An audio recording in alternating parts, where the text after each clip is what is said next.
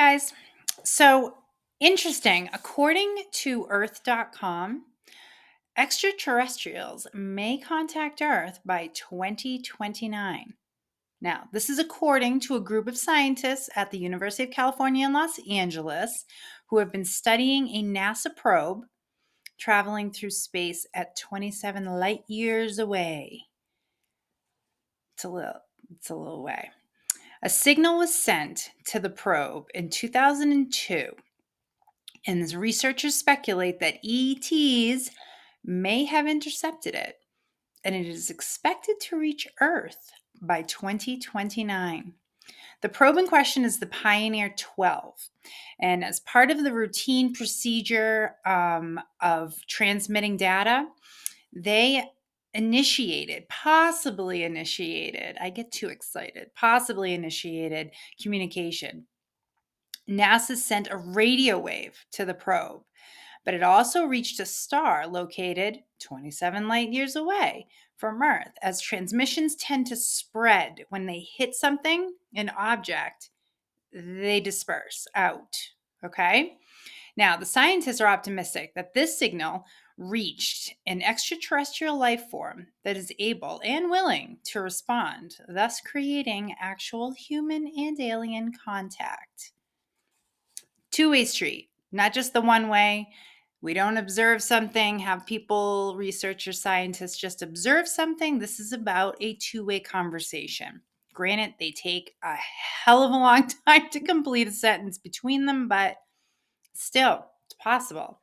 Now, when scientists are looking for viable planets where life could be sustained, they look for several things. I'm sure some of this will not be unusual to hear, or a surprise, because obviously it's a lot of it's like duh, but still interesting to know when they're looking for, again, viable planets. Okay, they look for water presence. Okay, now especially in liquid form, it's a primary factor scientists consider, has to be. Okay, this is because water is essential for all known forms of life on Earth. For example, the discovery of water ice on Mars and the potential for liquid water beneath the surface of Jupiter's moon, Europa. That made astrobiologists quite giddy. I love that, using the word scientist and giddy in the same sentence. Next up would be the atmospheric composition. Gases such as methane, oxygen, or nitrogen might indicate there's biological activity on a planet, which again sustains life. 3 is the biosignatures, which are any substances or patterns that could have been created by life, like complex molecules such as amino acids, for example. And then there's the last but not least, and probably the most important, it's the Goldilocks zone, or what scientists call it, the habitable zone. Now, this is the area around a star where conditions are just right. So, just like the story tells you, it's not too hot, it's not too cold. It's prime to have liquid water that could exist on the surface. Now, this makes life forms possible, not necessarily the kind of life forms that would be communicating. So, it can be starting off just like kind of how the story goes for us, if it's to be believed, microorganism type stuff. But it could also just show that these are planets that could be having the beginnings of life, and that they could flourish. Right now, there's two active initiatives today leading this charge. SETI being one of them, which I've already covered in like a couple of episodes. I've touched on it, and then actually I kind of deep dove a little bit more into it. It's a nonprofit. It's not a government project. Okay. And the other is called Medi, all right, which I had not heard of, but it makes perfect sense. Now, SETI is the search for an extraterrestrial intelligence. Well, Medi is the messaging extraterrestrial intelligence. So when I completed my episode before, like the day, it's basically what I covered with SETI was what happens after a signal is detected and confirmed. SETI, I was very discouraged to hear, kind of does this with it. They kind of wash their hands, put them up like they're a blackjack dealer, and go, we're done.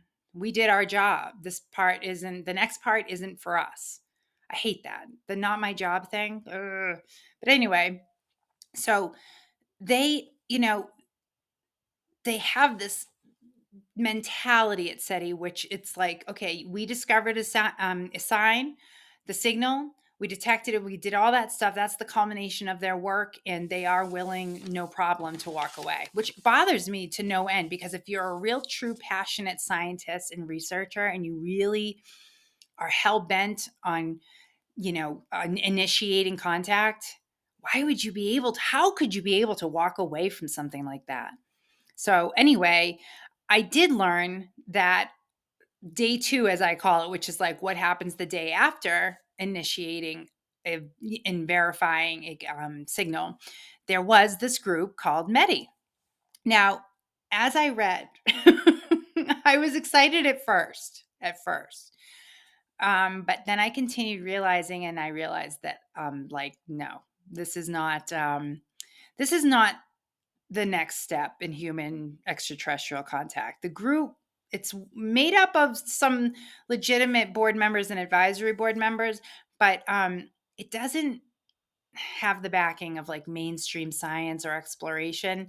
On their website, for instance, under what's new, there's a question posed from September 15th of 2021. It asks, is planet Earth Afghanistan? What? What kind of a question is that? And then I didn't really have words for that. And also listed in the same place is a note from November 17th of 2020. It reads, Starfleet captain sends out hail as new board member of Medi.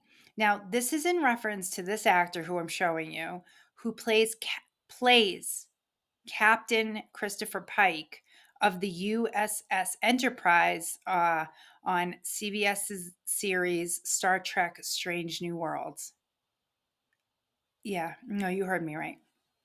There's no need to go back and check it. You heard me. Now, I'm going to stop there only because I feel like I was going to be going down a path that doesn't really even exist. Okay, this does not. You know what? If you know more about Medi, I don't know a lot about it. I started to read about it and just kind of had to pull myself back out of it because it's very easy. There's a bunch of rabbit holes, right? I mean, I go down the 4chan rabbit hole enough. That website the podcast on YouTube. Jesus, I get so wrapped up in some of I don't want to say nonsense, but some of it really it pushes the boundaries of believability. Let's say that. But if you know more, I'd love to hear what you know or what you think, or send me a link or something. Um, but I would love to see alien contact with Earth in my lifetime. I don't know if it'll happen. I'm encouraged by the fact that more sightings are coming to light, and whistleblowers are coming forward. I wish they were treated better. I wish that David Grush was treated better. And that his, bout with PTSDs was left right where it should have been, which was out of the mainstream. But it wasn't. And now he has to deal with that. And that's just extraordinarily unfair. But I wanted to just touch base with you guys on that alien contact between now and 2029. So before 2030, I would not mind seeing that. But until next time, I hope you're all staying happy and healthy. I know summer's coming to an end. I hope everybody enjoyed their summers. And I hope you're staying weird, because I feel I just need to keep telling you, reminding you, it's a really fun place to exist. And I hope you take care, and I'll see you soon. Bye.